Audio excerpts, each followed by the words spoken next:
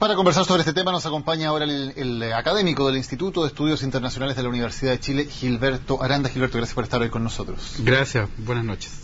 Hoy se produce un recrudecimiento de la violencia después de que el gobierno ucraniano decide lanzar una operación militar para intentar retomar el control de sectores del este que ya no están bajo el control del gobierno central. ¿Por qué finalmente Ucrania decide lanzar una operación? ¿Se quedó sin opciones? El riesgo de secesión parece bastante evidente. De alguna manera, desde hace algunos años había una apuesta respecto de una integración gradual a la Unión Europea con conflictos de baja intensidad. Sin embargo, parece la opción de la secesión del sector oriental y su incorporación a Rusia la que hace temer al gobierno de Kiev de que esto puede ocurrir y por lo tanto decide retomar las posiciones en Ucrania Oriental. ¿Es una demostración de fuerza lo que está haciendo el gobierno de Kiev o más bien de desesperación? Es una demostración de fuerza que tiene como principal destinatario Rusia. Le está diciendo a Rusia que no se va a quedar de brazos cruzados como un poco ocurrió respecto de Crimea, donde hubo una política de hechos consumados en definitiva. Sin embargo, al mismo tiempo Rusia está expectante tras las fronteras concentrando tropas. Ahora, tú dices, no quieren repetir esto de quedarse con los brazos cruzados viendo cómo un sector del país se va como ocurrió ya con Crimea. ¿Tiene alguna posibilidad Ucrania efectivamente de poder defender sus fronteras y de poder evitar nuevas secesiones? Porque ya varias de estas provincias separatistas están convocando referendos para seguir el mismo camino de Crimea, hacer un plebiscito, aprobar la incorporación a Rusia y separarse. Sola no tiene posibilidad de hacer una defensa de su territorio oriental. Solamente en la medida en que sea fuertemente respaldado por la Unión Europea y Estados Unidos va a poder de alguna manera dar algún tipo de respuesta. Sin embargo, Estados Unidos ha sido muy claro respecto a que va a apoyar a Ucrania en todo el campo diplomático y particularmente a través de sanciones económicas. El punto es, ¿será suficiente eso para contener a Rusia? ¿Será suficiente? ¿Qué te contestas a esa pregunta? Probablemente solo sanciones de muy alto nivel pueden ir deteniendo a Rusia. Rusia tiene, por cierto, un vínculo económico con Occidente muy importante y en una disputa comercial económica va a perder más Rusia que Occidente. Sin embargo, Rusia también tiene una conciencia histórica de defensa de las minorías, por ejemplo, de rusófonos, que se consideran nacionalmente rusos, en este sector del mundo, en Ucrania Oriental. Ahora, había en el caso de Crimea, y lo conversamos bastante en el momento en que se produjo la secesión, un lazo también histórico muy importante. Crimea era considerada muy simbólico para los rusos. ¿Estos otros sectores del oriente de Ucrania tienen también un lazo así de fuerte? ¿Tienen también un significado simbólico para Rusia o no están así? Tiene un significado muy importante. Yo diría que no tan alto como el de Crimea, donde hay toda una historia de vínculo a través de Sebastopol.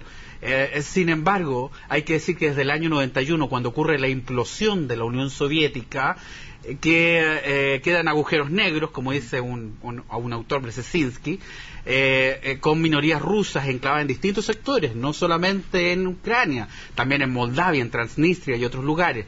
Y Rusia siempre ha considerado entonces que estas poblaciones rusófonas en el exterior tienen, por cierto, mucho que ver con el Estado y con la nación rusa, y por lo tanto tiene un derecho histórico a defenderlas en su versión. Y lo que está pasando en este momento en estas zonas del oriente de Ucrania, ¿hasta qué punto es sencillamente un movimiento espontáneo de minorías rusas que quieren volver a su país y se dan cuenta de que aquí hay una opción?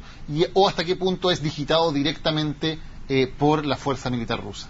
Bueno, ambos lados dicen que están digitados desde Moscú y otro desde Washington, pero en este caso hay que decirlo que si bien es un movimiento social de los rusófonos, y que en ese sentido podríamos decir está algo más desconectado que en el caso de Crimea, sí de alguna manera se ve alentado, animado por la reacción rusa que dice que va a proteger a sus minorías en el extranjero cercano y que concentra tropas. Este movimiento se ve alentado por esos hechos.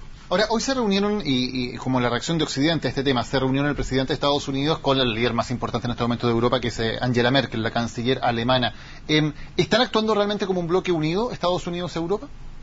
Por cierto que están intentando llegar a medidas conjuntas. Yo diría que han actuado en un cierto consenso. Por supuesto que hay mayores intereses en unos actores que en otros. Para Alemania, en su reafirmación como potencia europea central, es una cuestión indispensable. Para Alemania es, de alguna manera, también medir fuerza y decir que sigue siendo la potencia global que era hace algunos años. Y Rusia, en su espacio, que considera donde puede intervenir directamente. Ahora, hay una diferencia, que es que Alemania también depende en buena medida de los envíos de gas rusos que precisamente pasan a través de Ucrania para la calefacción, entre otras cosas. ¿Eso pone a Alemania en una situación tal vez más comprometida o de menos libertad para poder actuar contra Rusia con sanciones económicas que Estados Unidos? Definitivamente Alemania es el actor que más directamente, junto con Polonia, podríamos decir, toca este asunto, y por lo tanto está en una situación delicada. No ha cejado, sí, y se ha puesto detrás de lo que podríamos decir son las medidas de sanciones económicas emprendidas desde Estados Unidos. Sin embargo, también aquí hay que ser muy claro, esto es muy delicado, ya todos los analistas lo han dicho, esto puede ser un enfrentamiento muy duro y pasar de la baja intensidad a la alta intensidad. Sin embargo, hay que decirlo, la pérdida de Odessa dejaría a Ucrania sin salida al Mar Negro, y eso definitivamente significaría que la posibilidad de la secesión, de la división en dos unidades, una incorporada a Rusia y otra a la Unión Europea, es posible. Ahora, John Kerry, hoy día el secretario de Estado norteamericano, también ha sorprendido con sus declaraciones ante las Naciones Unidas, donde hace un llamado a los miembros de la OTAN a incrementar su gasto militar a largo plazo. ¿Se están preparando para algo así como una nueva guerra fría contra Rusia? Sí, yo diría que esto es un legado de la posguerra fría, insisto, no de la...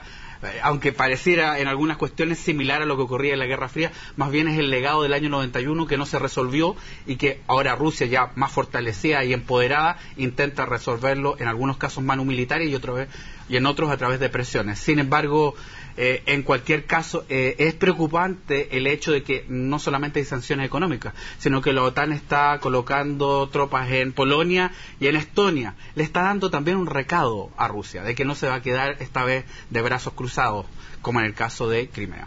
¿Pero se puede llegar a retomar un clima de conflictividad similar al de la Guerra Fría, o eso es un periodo histórico que no se puede repetir? Es un periodo histórico distinto, porque se trataba de dos potencias que parecían equivalentes.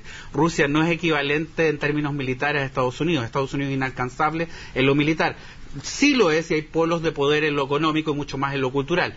Lo que sí es una situación donde hay otros polos que están intentando decir que en su región son ellos los que dirigen la situación. Es lo que ha hecho Rusia con el tema de Ucrania. Gilberto Aranda, académico del Instituto de Estudios Internacionales de la Universidad de Chile, gracias por haber estado hoy con nosotros para hablar del tema de Ucrania. Gracias a ustedes, buenas noches. Bien, nosotros nos despedimos ya en esta edición de Resumen Ejecutivo. Recuerden que a las 10 de la noche volvemos con CNN Prime.